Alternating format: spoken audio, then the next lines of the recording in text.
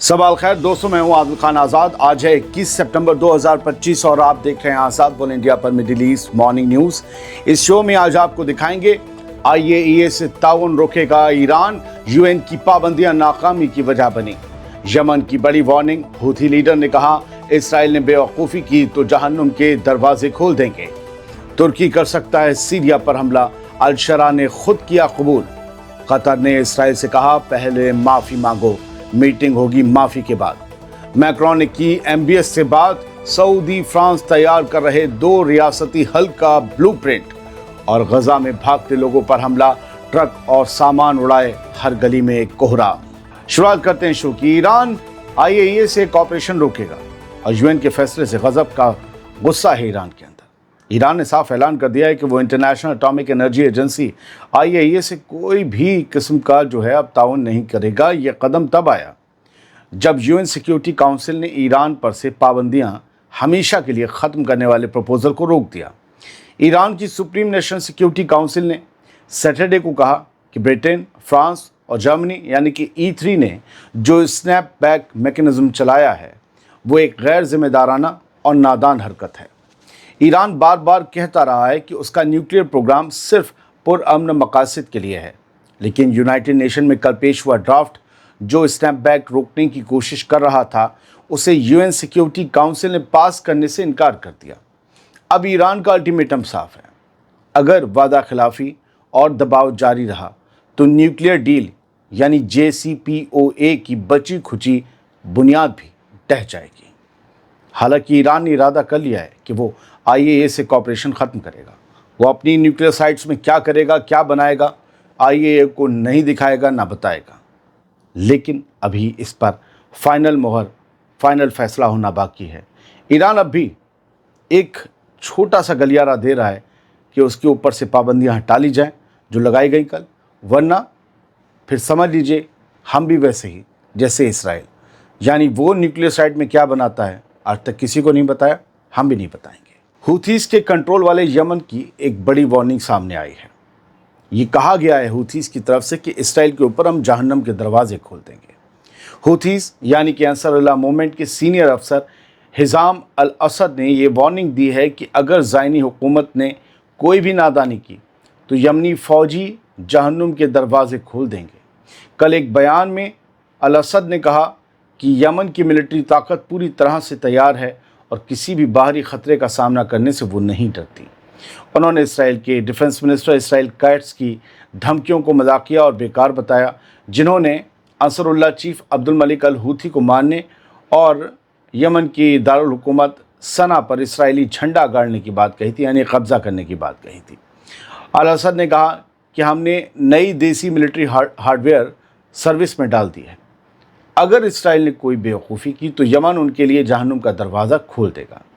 अल असद ने कहा कि कार्ड्स की सना शहर पर झंडा गाड़ने की धमकी पूरी तरह एक लतीफ़ा है, एक मजाक है, और यमन की कैपिटल सना उनसे सूरज से भी ज़्यादा दूर है और वो वहाँ तक कभी नहीं पहुँच सकते। अहमद अल-शरा ने कहा है कि तुर्की सीरिया पर हमला कर सकता है और इसकी वजह बनेगा SDF का ज़िद्दीपन।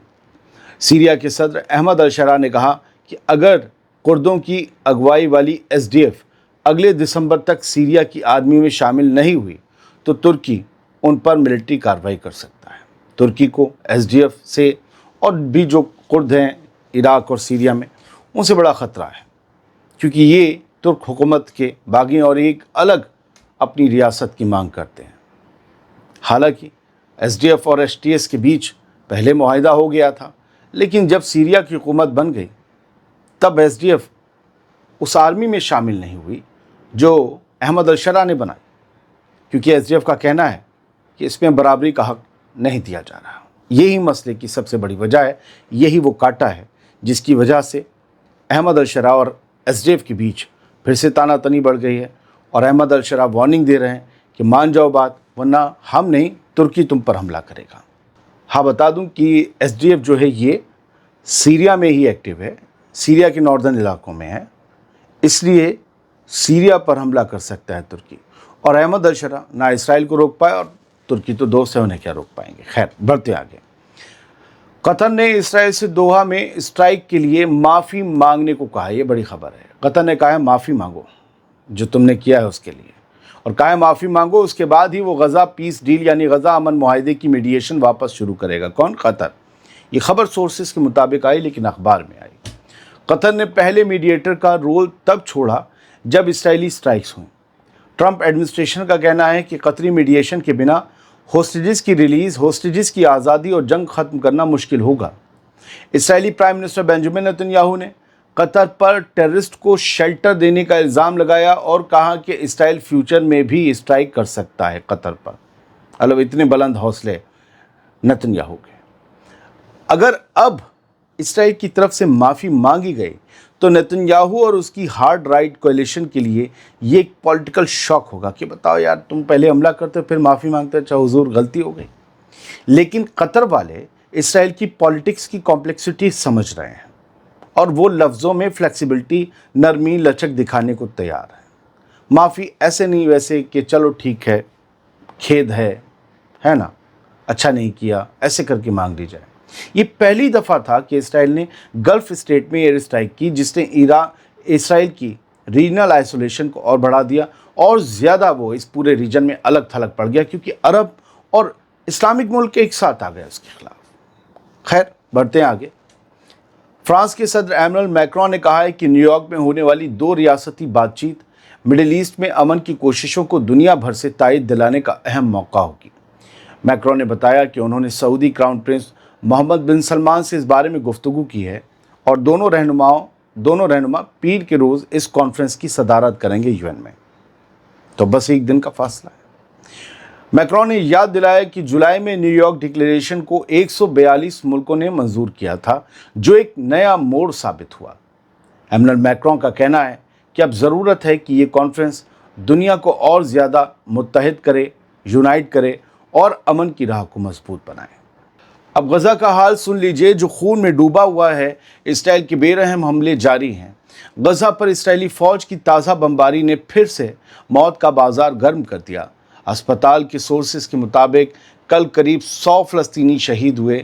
پورے غزہ کے اسپتالوں کے سورسز بتاتے ہیں کہ کل 20 ستمبر میں 100 فلسطینی لگ بھگ شہید ہوئے جن میں 70 سے زیادہ صرف غزہ سٹی میں مارے گئے. پتہ چلتا ہے غزہ سٹی پر کتنے بڑے حملے ہو رہے ہیں.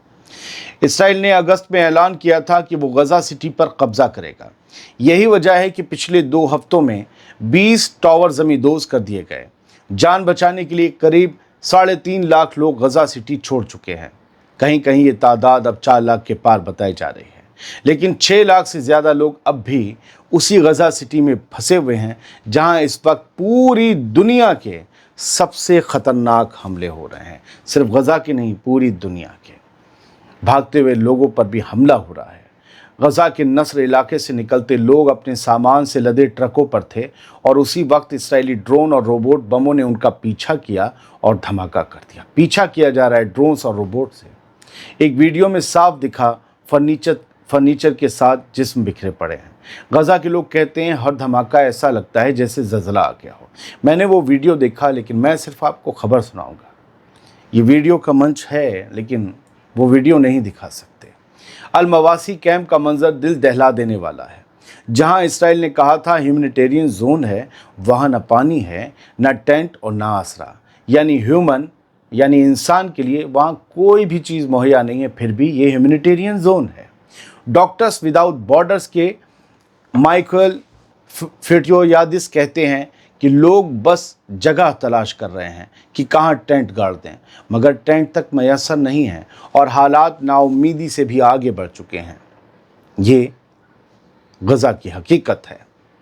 موت ہر گلی میں گھوم رہی ہے اور زندگی صرف اور صرف سانسوں تک محدود ہو چکی ہے. لبنان پر اسرائیل لگاتار حملے کر رہا ہے. لبنان کی ہیلتھ منسٹری نے کل کہا کہ ساؤتھ لبنان میں ایک گاڑی پر کیے گئے اسرائیلی حملے میں ایک شخص شہید ہو گیا. یاد رہے کہ نومبر 2024 میں ہوئے سیز فائر کے باوجود اسرائیل نے لبنان پر حملے جاری رکھے ہیں. ساؤتھ لبنان میں 5 اسٹریٹجک علاقوں میں اپنی فوج کی موجودگی بھی اسرائیل بنائے رکھے ہوئے ہے. یہ وہ 5 علاقے ہیں جو ابھی بھی اسرائیل کے قبضے میں ہیں. ایک تصویر रात जो तेल अवीव में हुआ उसकी देख लीजिए।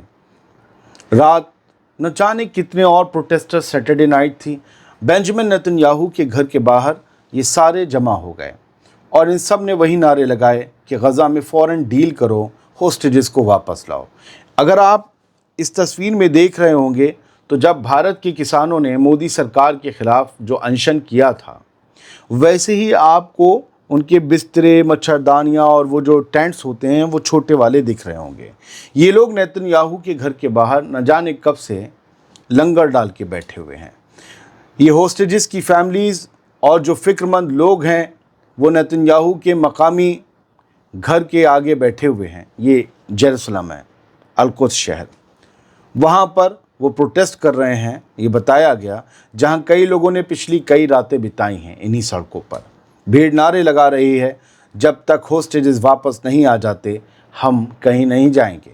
वो नेतन्याहू से जंग ख़त्म करने और बाकी सभी 48 होस्टेजेस को वापस लाने के लिए एक समझौते पर दस्तखत करने की मांग कर रहे हैं। मैं आपको ये सिर्फ स्क्रीनशॉट दिखा रहा हूँ, पता नहीं किसका वीडियो होगा जो आप वीडियो का स्क्रीनशॉट देख रहे हैं, ये स्क्रीनशॉट है। तो ये सब बेंजामिन नेतन्याहू के दरवाजे के बाहर हैं, वो घर जो नेतन्याहू का जेरूसलम में है। हमास ने तमाम इन होस्टेजेस की एक तस्वीर जारी की, एक कोलाज जारी किया और ये धमकी दी, ये वार्निंग दी कि तमाम होस्टेजेस की किस्मत जो है वो इसराइल के उस मिसिंग पायलट की तरह है इस वक्त, जो कभी इसराइल को मिल ही नहीं पाया, जो कई दहाइयों से ढूंढा जा रहा है। ये तमाम होस्टेजेस भी वैसे ही खो सकते हैं, वैसे ही गायब हो सकते हैं और किसी को नहीं मिलेंगे। लगातार हमास की तरफ से कहा जा रहा है कि गज़ा सिटी में जो इंटेंस हमले हैं वो रोके इसराइल, वरना उसके होस्टेजेस मारे जाएंगे।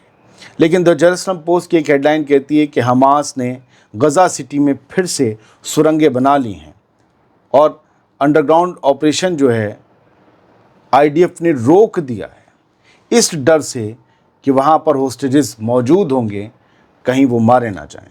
हमास ने गज़ा सिटी में सुरंगों को रिबिल्ड कर लिया। आईडीएफ ने होस्टेजेस की मौजूदगी के शक में अपना अंडरग्राउंड ऑपरेशन रोक दिया। N12 चैनल के हवाले से द जेरूसलम पोस्ट की हेडलाइन बनती है।